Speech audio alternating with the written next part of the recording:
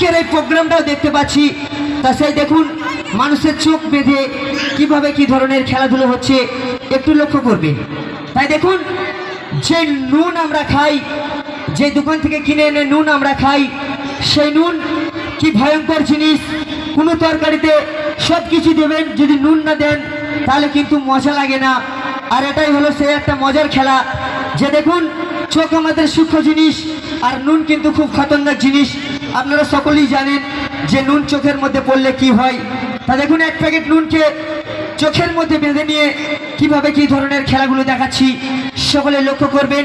এইগুলো কোনো magic tips নয়, এইগুলো টু রিয়েলিটি খেলা। তাই দেখবেন যে খেলাধুলো দেখে যদি ভালো লাগে, আপনাদের কাছে টাকা পয়সা চাইতে আসিনি। শিল্পীর সবচেয়ে বড় জিনিস হলো হাতে তালি।